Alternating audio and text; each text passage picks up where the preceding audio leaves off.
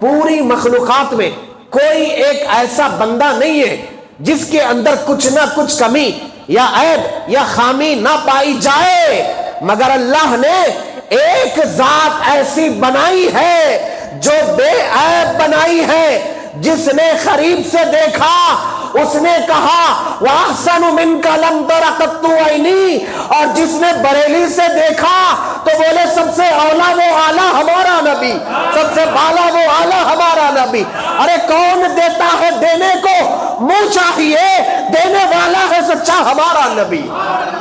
الصلاۃ والسلام علیکہ یا رسول اللہ، الصلاۃ والسلام علیکہ یا رسول اللہ۔ پیچھے مولا علی ہے، مشکل کشا حیدر کرار ہے، ادھر ادھر دیکھ رہے ہیں، آواز تو آ رہی ہے مگر دینے والا نظر نہیں آ رہا۔ تو میرے آقا نے حضرت علی سے فرمایا علی پریشان ہونے کی بات نہیں ہے، وہ جو تم کو پہاڑ نظر آ رہا ہے اس پر جو چھوٹا پتھر ہے نا، وہ پتھر ہم کو سلام کر رہا ہے، وہ پتھر ہم کو سلام کر رہا ہے۔ کون ہے جو آقا کو نہیں جانتا؟ حضور مسجد نبوی میں ایک جھاڑ کے تنے کو ٹیکا دے کر خطبہ دیا کرتے تھے، مگر جب مسجد نبوی توسیع ہوئی، کام بڑھا، تو اس جھاڑ کے تنے کو وہاں سے نکال دیا گیا اور وہاں پر ممبر لگایا گیا، اس کو بازو میں رکھ دیا گیا۔ تو احادیث شریفہ میں آتا ہے اس جھاڑ کے تنے سے ایسی رونے کی آواز آئی جیسے ایک معصوم بچہ اپنی ماں کے دودھ کے لیے تڑپ کر روتا ہے۔ آپ کیا سمجھتے ہیں صرف انسانی محبت کرتے ہیں؟ میرے آقا سے تو بحر و بر بھی محبت کرتے ہیں۔ سارے 18,000 مخلوقوں میں آپ کو میرے آقا کے عاشق نظر آئیں گے۔ اور ایک بات یہ ہے، جب بے جان چیزیں آقا سے محبت کریں، اب احد کے پہاڑ کے بارے میں سن لیجئے۔ احد کے پہاڑ نے کہا تھا یا رسول اللہ میں آپ کے پاس آنا چاہتا ہوں، تو میرے آقا نے کہا اے احد کے پہاڑ تو مجھ سے محبت کرتا ہے اور میں تجھ سے محبت کرتا ہوں، قیامت اس وقت تک نہیں آئے گی کہ میں خود تیرے پاس آ جاؤں گا۔ تو میں یہ بولنا چاہ رہا ہوں جب بے جان چیزیں محبت کرے میرے آقا سے تو حضور اتنا عطا کر رہے ہیں، ہم تو اشرف المخلوقات ہیں، اگر ہم میرے آقا کی تعریف کریں تو ہماری جھولیاں کتنی بھریں گے میرے آقا۔ اور جاندار لوگ جو دشمن رسول ہے میرے آقا کے اوپر پتھر برسائے طائف کے میدان میں، مگر میرے آقا نے ان سے بدلہ نہیں لیا۔ یہ نہیں بولا کہ جبرائیل علیہ السلام کو ان کو پیس کر آخر میں ختم کر دو، یہ نہیں فرمایا میرے آقا نے۔ میرے آقا نے کہا کہ اے جبرائیل یہ لوگ ایمان نہیں لائے تو کیا ہوا، ان کی آنے والی نسل ایمان لائے گی۔ تو میں آپ کو یہ بولنا چاہ رہا ہوں یہ ہمارے آقا کی شان ایسی شان ہے، ایسی عظمت ہے، ایسے رحمت للعالمین ہے، جو دشمنوں کو دعا دیتے ہیں ہم تو ان کے چوکٹ کے گدائی بیٹھے ہیں۔ جو دشمنوں کو عطا کرتے ہیں ہم تو ان کے چوکٹ کے گدائی ہے، ہم کو کیا کچھ عطا نہیں کریں گے۔ تو الحمدللہ نعت مصطفیٰ یہ قرآن مجید کا حصہ ہے۔ لوگوں نے کیا سمجھا کہ نعت مصطفیٰ جو پڑھتے ہیں لوگ، یہ اہل سنت نے ایک پیٹرن نکال لیا ہے، اپنے اپنے انداز میں پڑھتے ہیں۔ میرے ایسی بات نہیں ہے میرے بھائی، نعت مصطفیٰ 1400 سال کے بعد ایجاد کردہ کی بھی کوئی چیز نہیں ہے، بلکہ حضور کے زمانے میں ہی نعت مصطفیٰ کی محفلیں سجا کرتی تھی۔ اور ہماری محفلیں کیا، میرے آقا کے زمانے میں سنانے والے حسان بن ثابت اور سننے والے خود میرے مصطفیٰ ہیں۔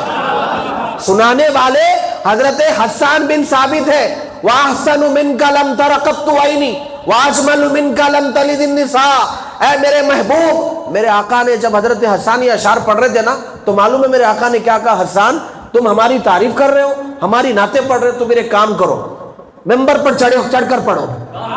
کیا فرمایا؟ ممبر پر چڑھ کے پڑھو۔ ممبر پر چڑھ کے پڑھے حضرت حسان۔ دیکھیے تعریف کوئی بھی کسی کی کیوں کرتا جی؟ اس لیے کرتا جس کی تعریف کی جا رہی ہے اس کا ظاہر اس کا باطن کے اندر کوئی عیب نہ ہو۔ جب عیب نہ دکھے تو سامنے والا تعریف کرنے پہ مجبور ہو جاتا ہے جی، جب عیب نہ دکھے تو سامنے والا تعریف کرنے مجبور ہوتا۔ ہاں کچھ لوگ ایسے ہیں، کچھ 3-4 قسم کے لوگ ہیں، قریب سے دیکھے تو خوشبو نظر آتی ہے، مگر دور سے دیکھے تو بدبو نظر آتی ہے. کچھ لوگ ایسے ہیں دور سے دیکھے تو سوڑے دکھتے ہیں مگر قریب آ کے جب ان کو دیکھتے ہیں تو ان کی خوبصورتی پر تھوڑا ملال ہوتا ہے, شک ہوتا ہے. کچھ لوگ ایسے ہیں جن کے دن اچھے ہوتے ہیں مگر راتیں خراب ہوتی ہیں, اور کچھ لوگ ایسے ہوتے ہیں جن کی راتیں اچھی ہوتی ہے مگر دن خراب ہوتے ہیں.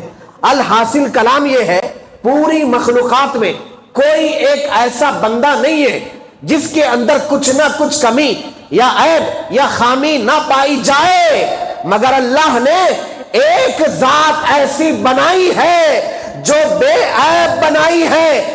جس نے قریب سے دیکھا اس نے کہا وَأَحْسَنُ مِنْكَ لَمْ تَرَ قَطُّ عَيْنِي, اور جس نے بریلی سے دیکھا تو بولے سب سے اولا وہ اعلیٰ ہمارا نبی, سب سے بالا وہ اعلیٰ ہمارا نبی. ارے کون دیتا ہے دینے کو منہ چاہیے, دینے والا ہے سچا ہمارا نبی.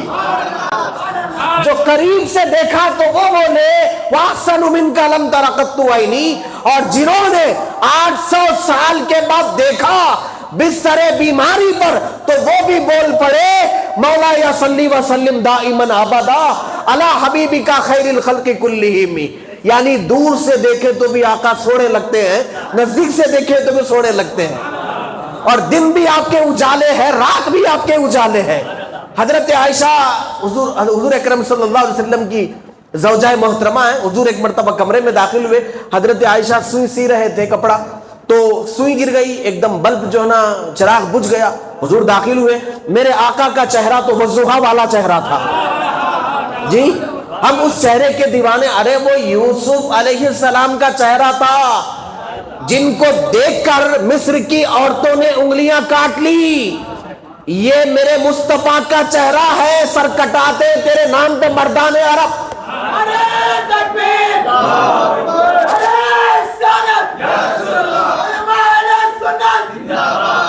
سر کٹاتے ہیں تیرے نام پہ مردان عرب. حضرت ابوبکر صدیق بول پڑے یا رسول اللہ, آپ جان پوچھو تو جان حاضر ہے, مال پوچھو تو مال حاضر ہے, اولاد پوچھو تو اولاد حاضر ہے.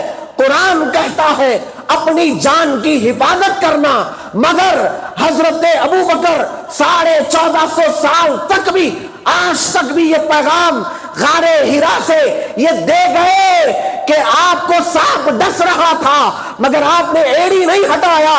ارے قرآن تو کہتا ہے نا اپنی جان کی اپن حفاظت کرو. ارے حضرت ابوبکر نے قرآن کو زیادہ سمجھا تھا یا آج کے ملا نے زیادہ سمجھا تھا؟ حضرت ابوبکر نے زیادہ سمجھا تھا. ارے وہ گریٹ لوگ تھے, تو لیٹ پیدا ہو کے گریٹ کا مقابلہ نہیں کر سکتا. تم ابھی چننا ہے, تمہارے سے پیدا آگے چلے گئے, ٹھیک ہے. تو حضرت ابوبکر ایڑی نہیں ہٹائے اور اندر سے ازدہ ڈس رہا ہے.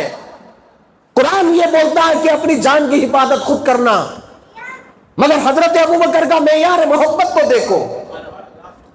زخم پہ زخم کھائے جا, آنکھ نہ کر لبوں کو سی, یہ عشق ہے دل لگی نہیں. تو حضرت ابوبکر یہ ایمان دے گئے.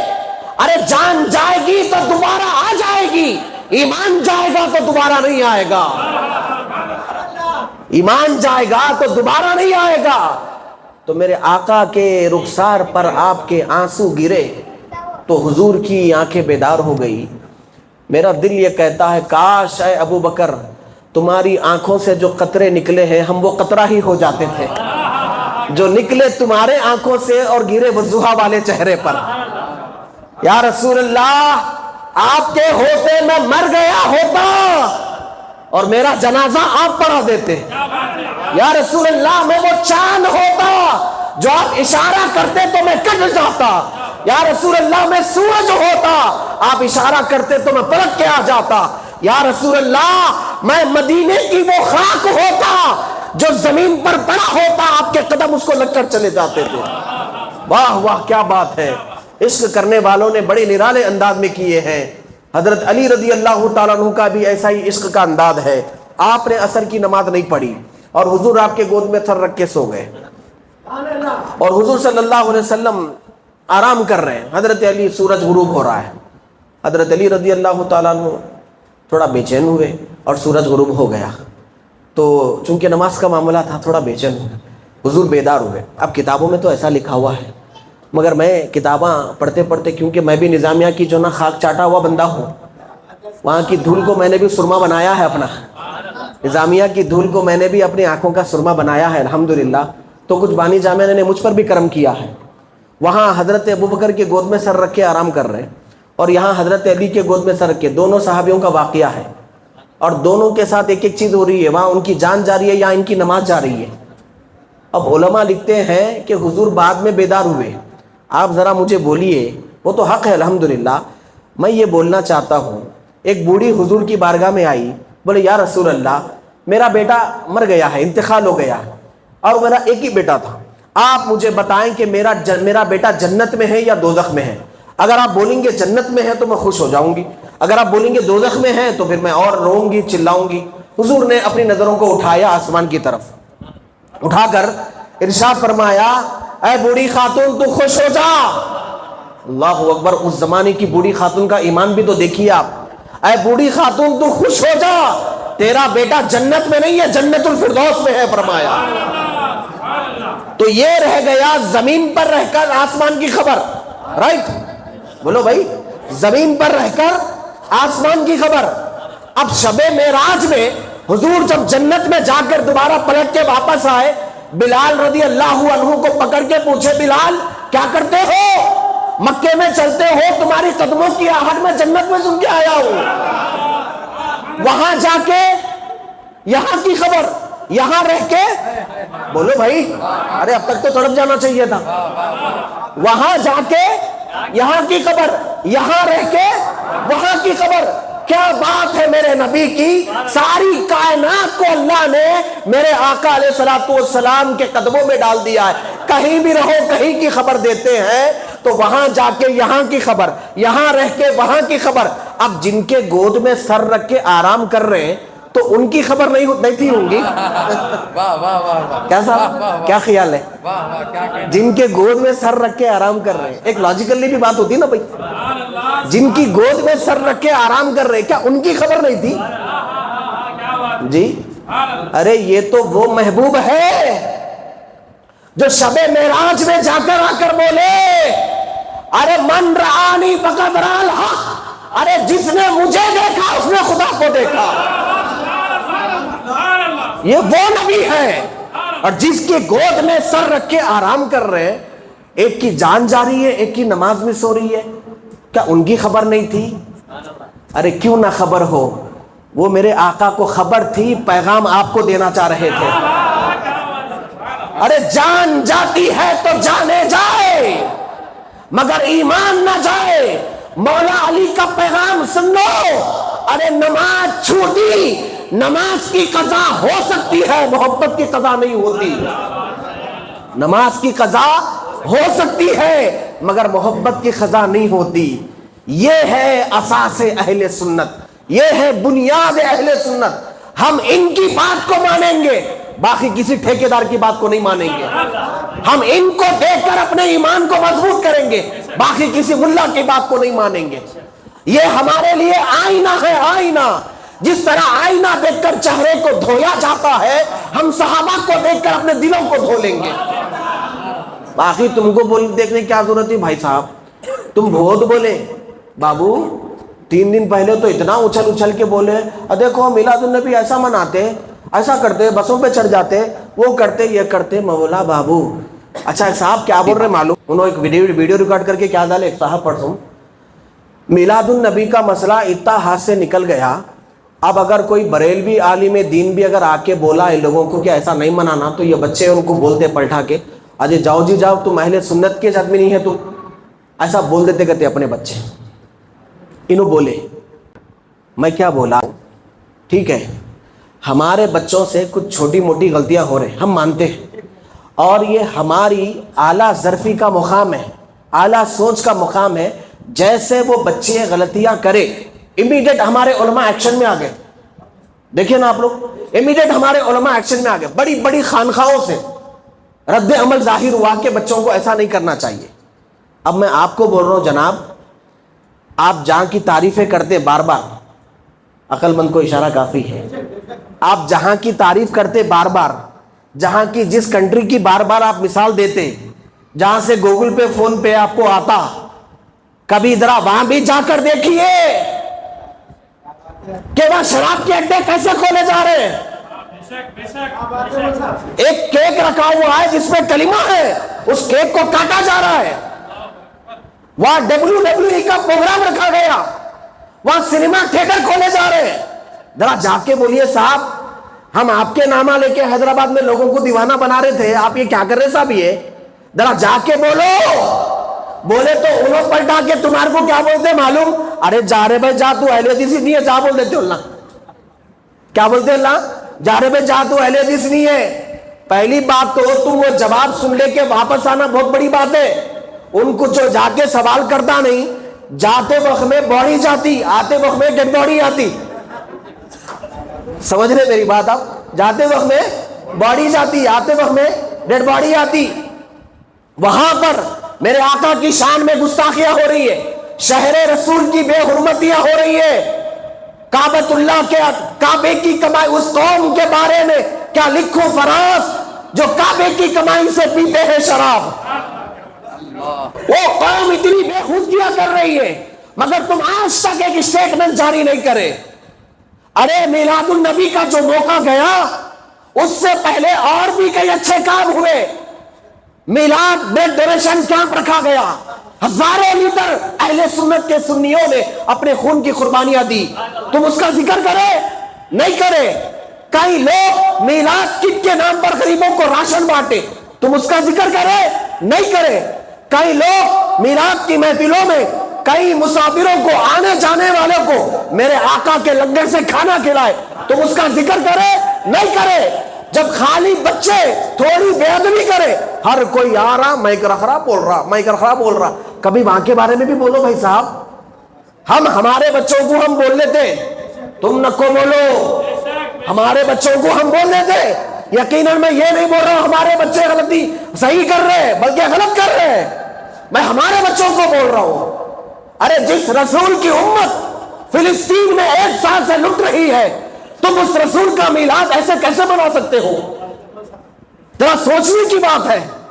1 سال سے ایک ایک بندہ, ہر دن 100 بندے وہاں پر شہید ہو رہے ہیں, ماؤں کی گودیں اجڑ رہی ہے, بہنوں کا سہاگ اجڑ رہا ہے, بچے یتیم ہو رہے ہیں. وہاں رسول اللہ کی امت لٹ رہی یارو, اور تم یہاں کیسے میلاد منا رہے ہیں؟